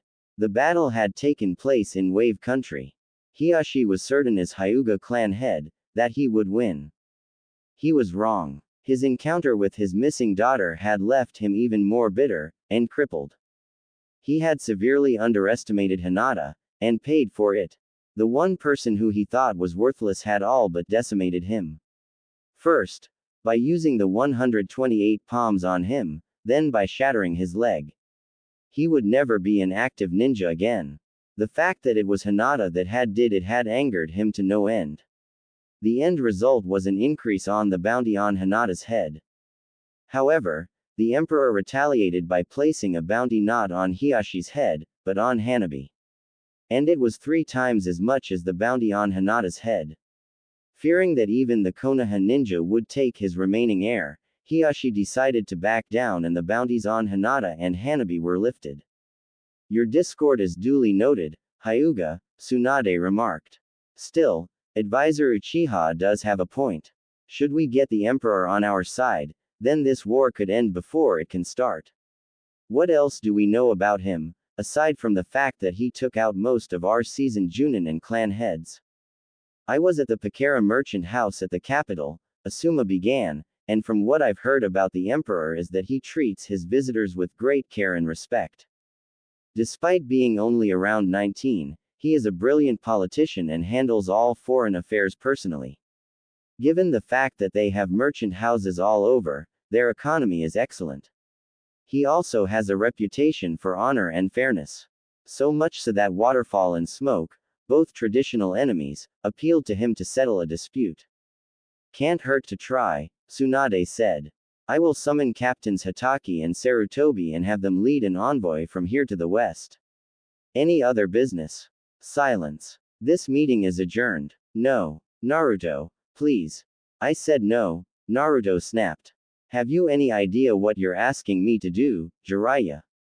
You're asking me to defend a place that saw me as the Nine Tails, instead of the hero my father wanted me to be. If anything, I'll be glad to see the snake and his buddies raze that damned place to the ground just so I can piss on the ashes. Jiraiya blinked. You know that Orochimaru is planning to attack. The young emperor nodded. You're not the only one with an impressive spy network, Jiraiya. That was one of the things I picked up from you. Ever notice those merchant houses that surfaced recently? The Toad Sage nodded. The Pakara merchant house. I've seen them around. Aside from serving as a mercantile guild, some of them also serve as spies serving my empire, Naruto explained. I got locations in Suna, Kumo, Iwa and even in the fire capital. The ones in Kumo and Iwa contain my spy network. Kumo overthrew A 3 years earlier. I rescued both him and B and offered them sanctuary here. Whether you like it nor not, there is another war on the horizon, Jiraiya replied. A fourth shinobi war. And if Orochimaru or Iwa find out who you are, they will come for you. I know you want to protect your people and country, kid, but you can't fight fate. Naruto scoffed. You sound a lot like Neji. He said the same thing during the Chunin exams, and down in T country. There is no such thing as fate. There is only choice. It was Kokoa's choice to banish me. It was Tsunade's choice to reveal my secret to the Konoha 11. And it was my choice to unify the lands. And you got a choice now, the Toad Sage said in a calm voice, not noticing that Hinata has slipped inside the throne room. The choice to prove that you are better than Konoha. The choice to prove that you are better than me. I know you, kid. You never let your hatred cloud your judgment, nor you never left your people in their darkest hour. He approached the throne and placed one hand on his former student's shoulder. Prove it to Konoha. Prove it to them that you are not what they say you are. Naruto brushed Jiraiya's hand off his shoulder and turned away. Jiraiya did bring up some good points, but his bad experiences in Konoha far outweighed the good. He fought in the Suna Sand invasion and was still scorned. He brought Tsunade to Konoha to be the Godime, and was shunned. To top it off, he retrieved Sasuke Uchiha and was rewarded with banishment, backed by both the civilian and shinobi councils, and betrayed by those he thought were friends. All except Hinata. What about Hinata? Are you willing to let her die? Naruto's response was simple. Why don't you ask her that yourself? She's right behind you. Jiraiya turned around and found himself face to face with a smug Empress consort. Even more surprising was that he could sense her chakra levels. Since Jiraiya was a sage, he recognized that aura as one of sage-like power. Another thing that Jiraiya noticed was that Hinata looked, well, hot. With beauty like that, men were more than willing to go to war for. Hello, Toad Sage, Hinata greeted dryly, taking note of the red handprint on his neck. You're the one from Fire Country, I take it. Wah, Hinata. How? I think I should explain, Naruto said as Hinata walked past him and took a seat on the throne. 2 years ago, Suna was hosting the Chunin exams. Gaara had asked me to train Maru, moegi and udon for the exams. Hinata was there along with Kiba and Sakura. Flashback. Sunagakure no Sato, Wind Country, 2 years earlier. From his position, Naruto watched the confrontation near the village's gates. He recognized Team Kurenai as well as Sakura and Kakashi. The older people were acting as chaperones for the Konoha genin participating in the tournament. We might not be able to see how the genin are doing until tomorrow, Kiba had said to Hinata. How about once we get settled in, we check out the sights? Hinata was starting to get irritated. For the last time, Kiba, my answer is no. It was at that moment, Kiba exploded. The dog ninja grabbed Hinata and forcibly spun her around. Why do you still care for that demon? Kiba shouted. He was banished because he is the Kyuubi incarnate. You heard Tsunade yourself. He can't come back, and if he does, I'll kill him myself. From his hiding spot, Naruto's eye twitched. He was about ready to neuter the dog lover when Hinata quickly responded. Wham! Kiba staggered back from Hinata, the latter having smashed her palm into his place, causing him to double over and lose his lunch over the deck. Touch me again, Inuzuka, and I'll do more than make you puke your guts out, Hinata said, her voice like steel. Get it through your thick skull. I don't like you that way. Before Kiba could try to respond, Sakura decided to give it a try. Hinata, you need to let go. Face facts. Naruto will not, no, cannot return to Konoha, she said, placing one hand on the former heiress' shoulder. He's not welcome there anymore. Not after what he did to Sasuke. Hinata brushed Sakura's hand off her shoulder. That's rich, coming from you. He was only banished because he did his job, she replied, staring down the young medic in training. You of all people should have been trying to defend him, since he saved your life twice. But you chose to kiss the Uchihas like the fangirl that you are. You, Kiba, Ino, Neji, Shikamaru, and everyone else, all of you betrayed him. That's why he is not welcome there anymore. Excuse me. Naruto watched as Hinata stomped off in the direction of the hotel. A small smile crept across his lips. Even after all this time, Hinata had defended him. Ignoring the screaming Sakura as Kakashi and Shino held her back, Naruto made his way back to the Imperial Consulate to prepare. End flashback. It was the same time that Sasuke challenged me to combat, Naruto continued. As you probably know, I've had past encounters with the Konoha ninja following the incident with the Akatsuki attacking the Fire Temple. I tailed Hinata for the past couple of days, getting her schedule down. Wasn't easy, but I managed to use one of my courier ninja to summon her to the Imperial Consulate. Flashback. Imperial Consulate, Sunagakure branch. Hinata showed the scroll containing the Imperial insignia, a fox head with a swirling whirlpool in the background, to the guards at the front gate, and they allowed her to pass without incident. Hinata was led to the reception room, where Naruto awaited her arrival. The one thought that was going through Hinata's mind was who would want anything to do with her, especially one from the Western Empire. Of course, that train of thought came to a halt when she was led into the reception room, where she came face to face with the man in black, the same one that has beaten down the majority of the Konoha 11, several clan heads, her father included, Special Junin and one meddling warhawk in his personal root Anbu. His face hidden under the black cage-style cap, Naruto sent Hinata's escort away. Turning to Hinata, he said, "Do you know who I am?" Hinata nodded. "Yes. You're the one that has beaten most of Konoha's top ninja," she replied, not recognizing Naruto. "It's a bit more complicated than that, Hinata," Naruto replied, one hand reaching for his hat. Hinata's eyes went wide as she recognized Konoha's most hated ninja. The same one that she had defended all these years. The whisker-like marks were gone, he was taller, and his hair had taken on a reddish hue, but it was still Naruto. Naruto. Naruto nodded, smiling broadly. "Yeah, it's me, Hinata." Hinata's reaction was instant. She lunged at Naruto and ensnared him in a bear hug, not wanting to let him go. She had nearly given up hope that he was still alive. But here he was, alive and in the employ of the Western Empire. Naruto returned the hug, his chin on the top of Hinata's head. It's okay, Hinata. It's okay. After prying Hinata away from him, the former genin turned emperor and the former heiress took a seat on the couch.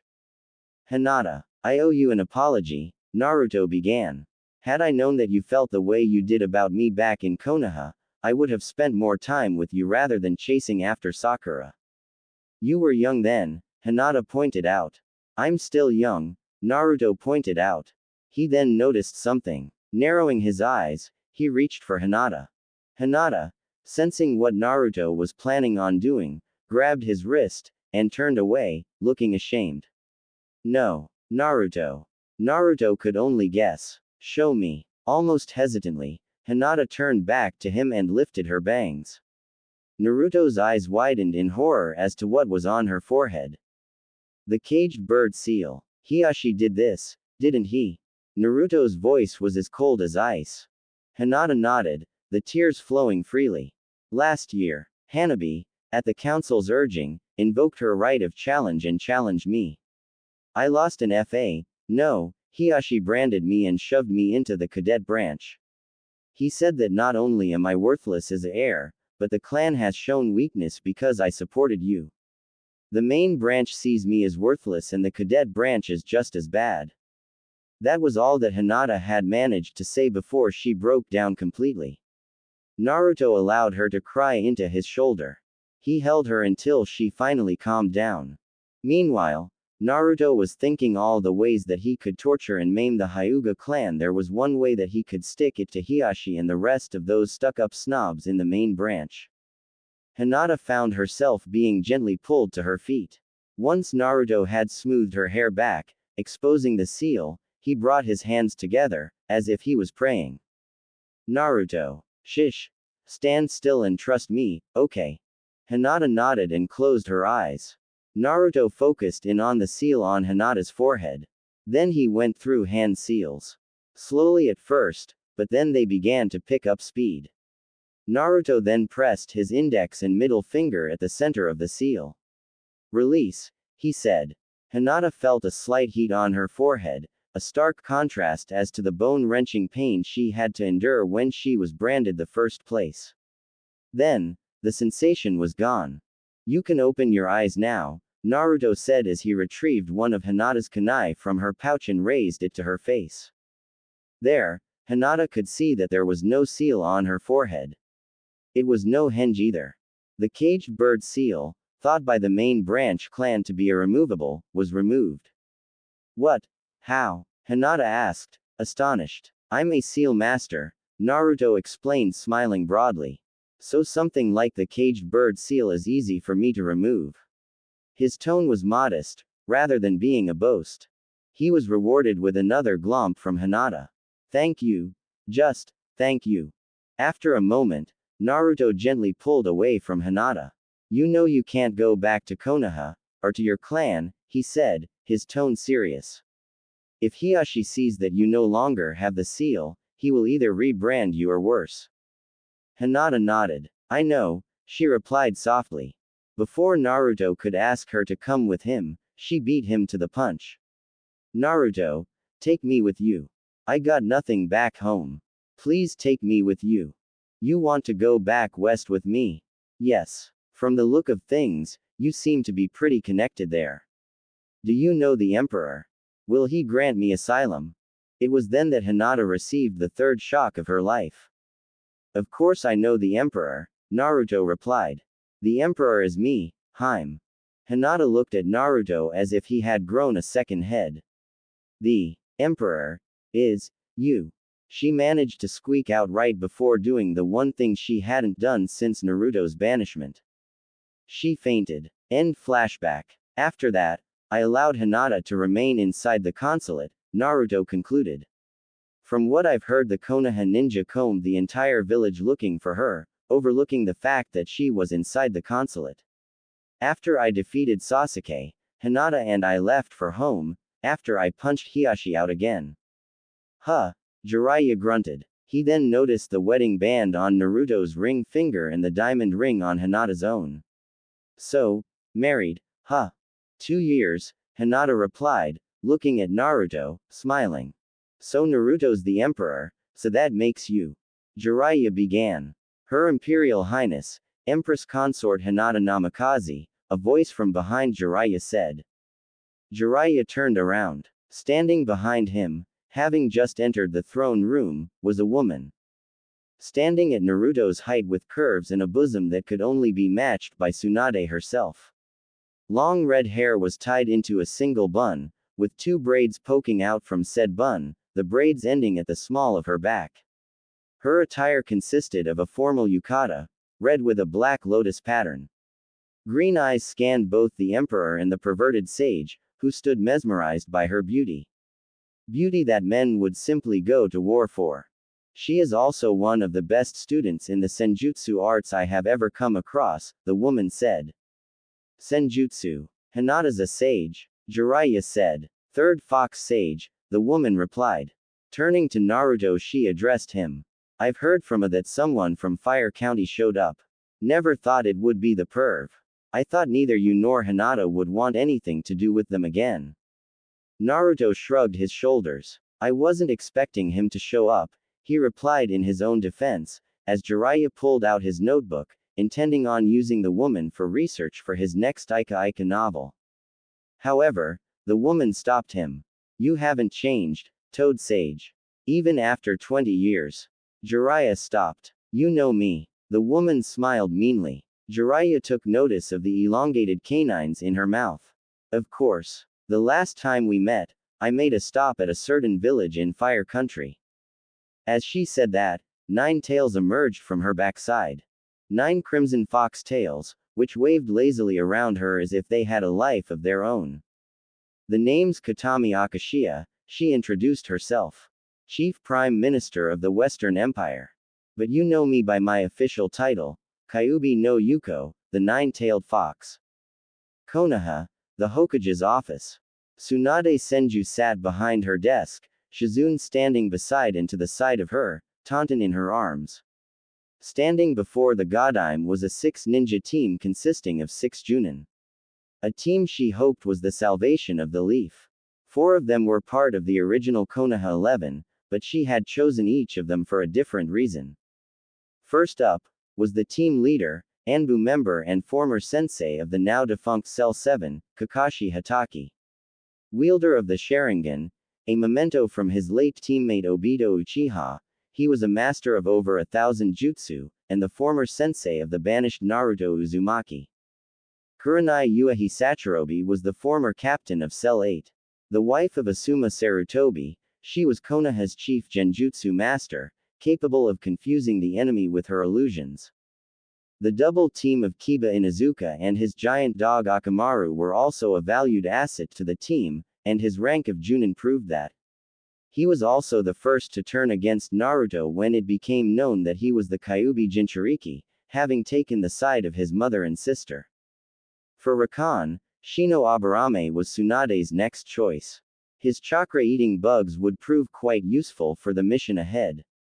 Next up was Tsunade's apprentice, Ino Yamanaka. 1/3 of the Ino Shika Cho trio, she had proven to be one of the best medic ninjas ever produced by the Leaf. Originally, both Ino and Sakura Haruno were apprenticed to Tsunade, but when it became clear that Ino was proving to be the better student, Sakura was furious. It was after this that Sakura's ninja career began to suffer, despite the fact that Tsunade had given them equal time together. Then, following her defeat at the hands of Hinata Namikaze, Sakura became a liability. Sakura's pride would eventually be her downfall, as she had assaulted a Chunin, thinking that she was Ino. In response to the assault, Tsunade had terminated Sakura's apprenticeship under her and revoked her ninja registration. Not even Sakura's mother, whose influence was strong on the civilian side, could sway the vote in her favor, since the incident happened in full view of the Fire Daimyo. Last, was Shikamaru Nara. Aside from being a master strategist, the slacker had somehow made Junin and under his father's tutelage, was an expert in politics, making him the perfect man for the job. Reporting as ordered, Lady Hokage, Kakashi said. Tsunade didn't waste no time in explaining. This is a SS-ranked mission. It is apparent that Konoha will soon be attacked by Oto, Iwa and Kumo. We cannot survive this war without any help. That is why you are going to the Western Empire to seek an audience with the Emperor, to try to get him to aid us in this war.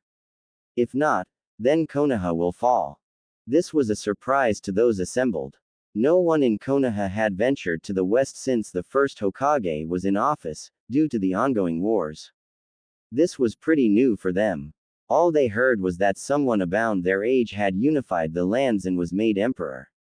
On top of that, the empire had alliances with both Suna and Mist, which could prove invaluable for the war ahead. The future of the leaf hangs in the balance, Tsunade said. Which is why you must not fail. Travel through the neutral countries. Do not attract any unwanted attention. You leave now. The gathered ninja bowed in response. As they began to leave the room, Tsunade ordered Kakashi and Kurenai to remain behind. Once the younger ninja were gone, Tsunade addressed Kakashi and Kurenai. I did not want to say anything in front of the others, but the both of you have a secondary mission. If you come across Naruto in your mission. Kakashi nodded, as did Kurenai. We will ask him to come back to Konoha, Kakashi said. Are you sure that he would want to come back, after what was done to him? Kurenai asked. But would the council accept it?